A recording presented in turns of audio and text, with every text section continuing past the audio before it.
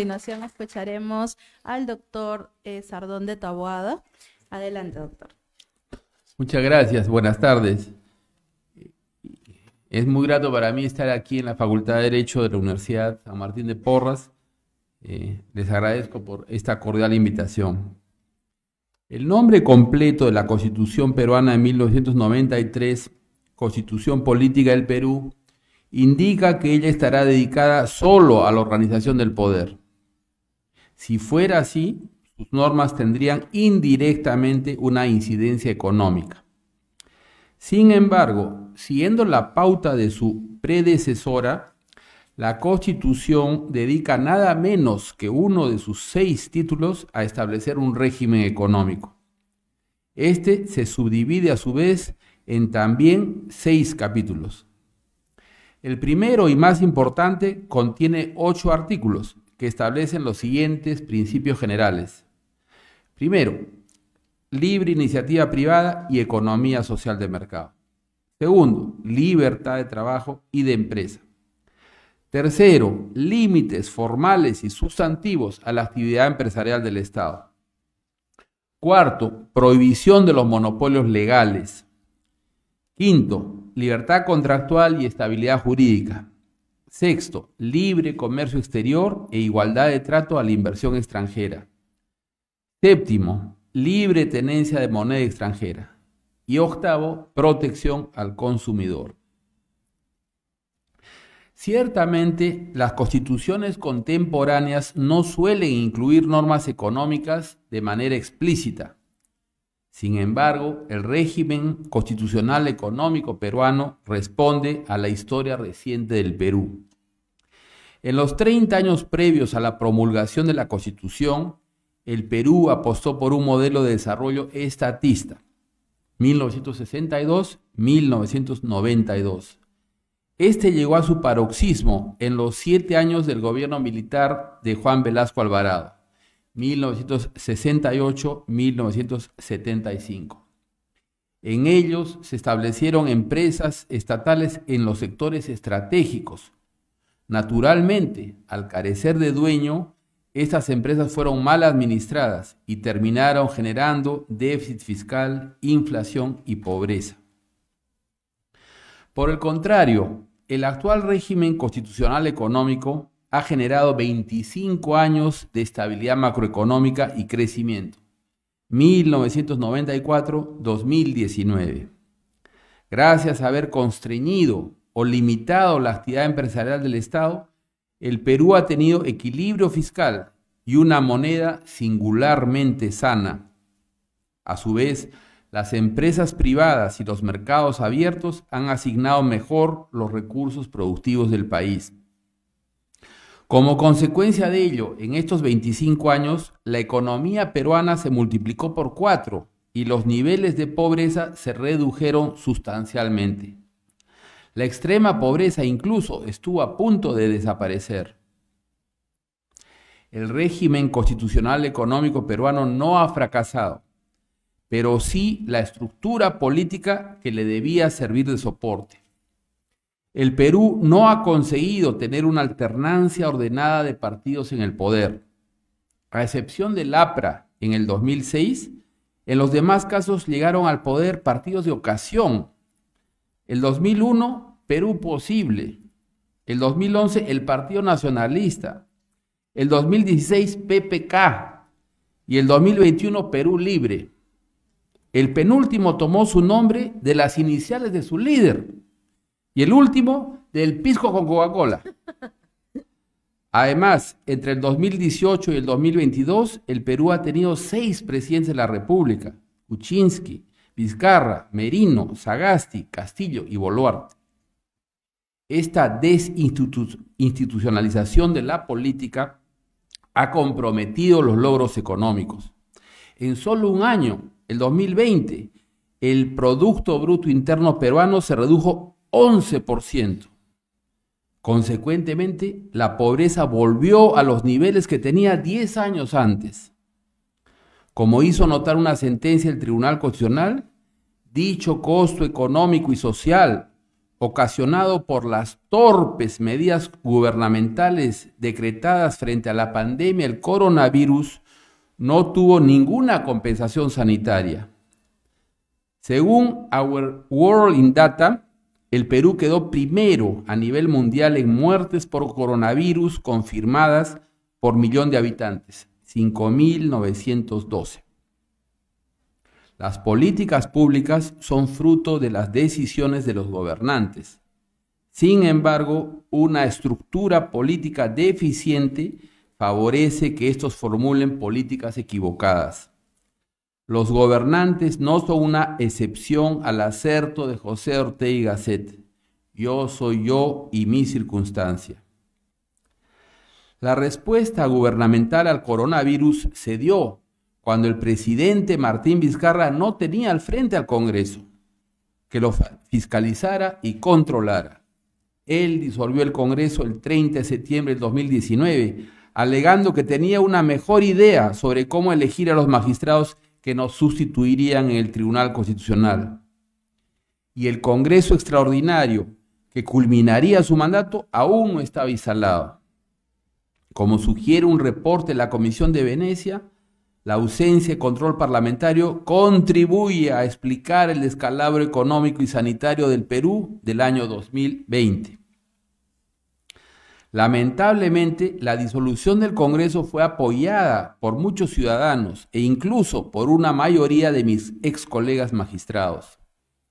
Nada explica lo segundo, pero sí, al menos en parte, lo primero. El 2016, el predecesor de Vizcarra, Pedro Pablo Kuczynski, fue elegido presidente de la República. Sin embargo, su partido obtuvo solo 16% de los asientos del Congreso. Esa situación generó un ambiente político muy crispado que fue aprovechado por Vizcarra. La experiencia peruana reciente nos recuerda la importancia de conceptualizar los fundamentos de la libertad económica en términos amplios. Para tener un proceso de desarrollo sostenido no bastan normas que la consagren. Ello es lo principal, pero no lo único. Además, se requieren normas que estructuren adecuadamente la interacción entre los poderes del Estado y la competencia política. En un escrito que data precisamente de la fecha en que se dio la Constitución peruana, John Elster afirmó: las constituciones importan para el desempeño económico en la medida que promueven estabilidad, rendición de cuentas y credibilidad. Para fructificar socialmente, la libertad económica tiene que perdurar en el tiempo. No puede ser flor de un día. Solo así genera incentivos adecuados para los agentes económicos en general y para los inversionistas en particular. La historia latinoamericana reciente ofrece los ejemplos de Chile y el Perú. Aquí y allá, el crecimiento económico importante se realizó cuando los gobiernos que establecieron la libertad económica fueron sucedidos por otros que la consolidaron en el tiempo. El despegue económico de Chile data de 1989, cuando los gobiernos que sucedieron al régimen autoritario de Augusto Pinochet mantuvieron la libertad económica establecida por él. Igualmente, el despegue económico del Perú data del 2001, cuando los gobiernos que sucedieron al de Alberto Fujimori preservaron la libertad económica establecida por su gobierno. Empero, en uno y otro país, el proceso de desarrollo económico no ha sido acompañado siempre de una estructura política adecuada. En el caso chileno, la secuencia en que ocurren los hechos es elocuente.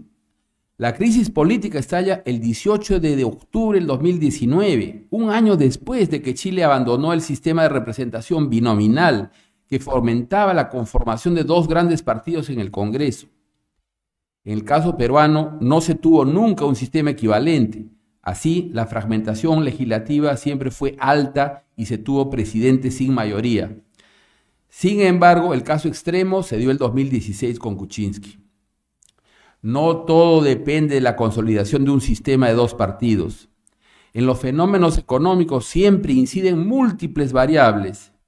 En el Perú, la ausencia de un sistema de partidos fue suplida por las normas del régimen constitucional económico y su aplicación por el Tribunal Constitucional. En esto último, cabe destacar la insistencia de este en que las empresas estatales fueran creadas por leyes del Congreso. Sin embargo, ello no ha sido suficiente. La palabra propiedad no aparece en el texto original de la Constitución de los Estados Unidos de 1787. Solo apareció en la Quinta Enmienda de 1791. Sin embargo, el federalista explica que el propósito central de dicha Constitución es defenderla. Esta Constitución busca disponer las instituciones políticas de tal manera que se tenga un gobierno limitado para afirmar la propiedad frente a los impulsos autodestructivos que incuban en una democracia pura. En un célebre ensayo, Mancur Olson afirmó: no hay propiedad privada sin gobierno. El gobierno no crea el derecho de propiedad, pero sin su reconocimiento y su protección, este no logra institucionalizarse.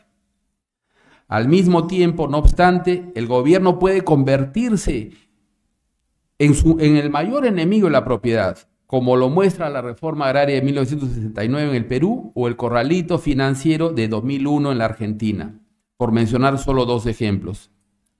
Seguramente los mayores asaltos a la propiedad han provenido de los propios gobiernos.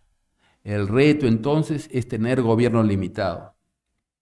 Los padres fundadores de los Estados Unidos pensaron que una república comercial extendida requería ser sostenida por una estructura política combinada. Esta comprendía el sistema de dos partidos que deriva de la forma en que se elige el legislativo y el ejecutivo. Esta constriñe las alternativas ciudadanas, pero resulta indispensable para lograr el objetivo señalado, puesto que la fragmentación precede a la polarización. El tema central del diseño constitucional estadounidense, sin embargo, es la separación de poderes. Esta puede haber sufrido distorsiones en el tiempo. El célebre voto singular del juez Scalia, en el caso Morrison versus Olson, señala la creación de los fiscales independientes. Empero, en términos generales, se mantiene firme desde 1787. Para elegir al legislativo y al ejecutivo, los europeos tienen un solo voto, mientras que los americanos tenemos dos. Aquí, dividir el voto es siempre una opción. En los Estados Unidos, sin embargo, la confrontación entre dos poderes elegidos encargados a dos partidos distintos funciona gracias a las elecciones frecuentes y escalonadas con que se renuevan dichos poderes y al sistema de dos partidos. Una constitución económica no puede descuidar, pues, el diseño de las instituciones políticas. Recogiendo las lecciones de la experiencia peruana, el régimen económico de la Constitución del 93 buscó apostar por un modelo de desarrollo distinto. Así, puso frenos a la intervención del Estado en los procesos de mercado. Sin embargo, la misma Constitución descuidó brindar incentivos adecuados a los agentes políticos y comprometió el desarrollo económico en el largo plazo. En Latinoamérica en general y en el Perú en particular, falta no solo comprender mejor el rol del Estado en la economía, sino también diseñar adecuadamente nuestras instituciones políticas. Muchas gracias. Bueno, muchas gracias. Yo quisiera hacer un brevísimo balance, si cabe, de la aplicación de la Constitución del 93, ¿no? Es muy importante, creo, tomar nota, ¿no?, de la cual la fórmula ganadora para el desarrollo es la libertad económica más estabilidad política. No es solo libertad económica, porque las historias recientes de Chile y del Perú son, pues, muy elocuentes al respecto. En el caso de Chile, cuando recién es el golpe de Pinochet del 73, bueno, lo primero que se hace es la estabilización macroeconómica de la moneda, ¿no? Se sustituye la inflación por impuestos, ¿no? Se empiezan a recaudar otra vez impuestos, en fin, entonces se estabiliza la moneda. Después vienen las privatizaciones, cuestiones más estructurales, la apertura del mercado. Sin embargo, nada de eso llevó grandes capitales a Chile. La entrada de grandes capitales en Chile ocurre el 89, cuando sale Pinochet y la Concertación, que era una alianza de 6 partidos de izquierda, mantiene las bases que había establecido Pinochet. O sea, mantiene la estabilidad macroeconómica, que incluye moneda sana y además equilibrio fiscal, mantiene la apertura comercial, ¿no? Hasta la profundiza, ¿no? Y por supuesto las privatizaciones, ¿no? Y el rol de la empresa privada en la economía. Entonces ahí es que viene gran capital a Chile, ¿no? Y eso dura pues hasta 2016, yo diría, ¿no? Ahí empieza a flaquear cuando se rompe el sistema binominal, se lo sustituye por uno proporcional y aparecen otra vez actores en el Congreso extremistas, aparecen comunistas. No había comunistas en el Congreso chileno por efecto del sistema binominal. Había una izquierda, pero una izquierda moderada, eran socialistas y demócratas cristianos. Y del otro lado era Renovación y la UDI. Un poco lo mismo pasa en el Perú, ¿no? En el Perú, quien estabiliza la moneda es Fujimori entre el 91 al 92, ¿no? Después vienen las privatizaciones, el 94, en fin, la apertura comercial, la reducción de aranceles, ¿no? Pero nada de eso trajo inversión fuerte. La inversión fuerte empieza en el 2001, cuando Toledo mantiene las bases que había puesto Fujimori y en algunos casos hasta la profundiza, ¿no? Hacia la mitad del gobierno de Toledo, por ejemplo, se da una ley de tema de acceso al mercado muy positiva. Y más todavía, el crecimiento fuerte, ¿no? Económico fuerte del país viene con el segundo gobierno de Alan García, ¿no? Donde se profundizan las libertades económicas, ¿no? Pero ya el 2011, con la elección del gobierno de Humala, nos empezamos a meter en problemas, ¿no? Vienen algunas contrarreformas muy serias. Al final del primer año, por ejemplo, se hace la reforma del sistema privado de pensiones, que eso pues sacude todo el mercado de capitales y es muy grave, ¿no? Sin embargo, en balance tampoco fue tan grave al final el de Humala, ¿no? Yo diría que fue regular. Después viene el gobierno de Kuczynski, ¿no? Que desde el punto de vista técnico, digamos, estaba totalmente preparado para hacer lo correcto, pero había el gran problema político. Tenía apenas 16% del Congreso. Era un gobierno inviable, ¿no? Entonces allí vienen las grandes confrontaciones políticas y bueno, ya lo demás es una historia muy triste, ¿no? Que desemboca en la elección del Pedro Castillo, ¿no? Que bueno, que ya tiene un enfoque completamente distinto y hubiera sido muy grave que el Perú siguiera por ese camino. Ese es el camino que ha llevado pues al suicidio a Venezuela, a Cuba primero, a Venezuela, a Nicaragua, en fin, es total, eso no funciona, ¿no? Eso es absurdo, volver a un sistema comunista. Entonces, esa ha sido la trayectoria, ¿no? De nuestras instituciones, nuestra política económica.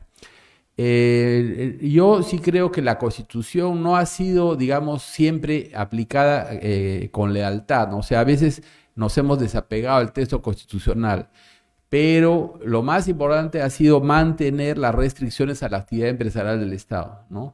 No se han creado nuevas empresas, se han seguido privatizando algunas, pero no nos olvidemos que quedan todavía grandes empresas estatales, la más grande de todas. Petroperú sigue siendo ahí del Estado, ¿no? Y es un despilfarro tremendo, ¿no? Y en segundo lugar, Sedapal, ¿no? También estatal, enorme, ¿no? Se heredan los puestos, no sé si alguien trabaja ahí, con grandes problemas, ¿no?